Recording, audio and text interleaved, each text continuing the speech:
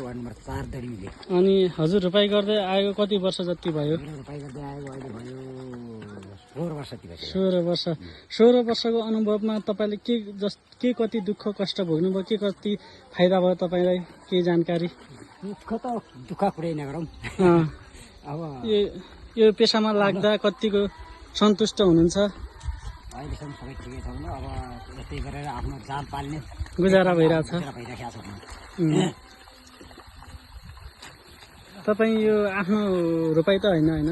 भाइको रोपाइमा आउनु भएको छ। यस्तै तपाईँको अब भोलि भयो भने आज भाइको यस्तो सट्टापट्टा कस्तो हुन्छ? हाम्रो यस्तै अब आज भाइको रोपाई गर्नु, भोलि गाईको रोपाई गर्नु, पछि आफ्नो रोपाई गर्नु, यस्तै मिलेर काम चला हुन्छ।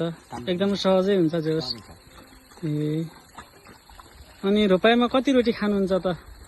हलारी कि बाउसे तपाईँ आजको? आजको कहिले हलारी कहिले बाउसे।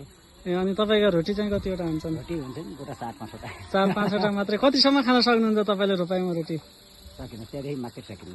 4-5 भन्दा बढी सक्नुहुन्न? ज्यादा भोक लाग्यो भने 5 नत्र 2-3वटासम्म सक्नुहुन्छ।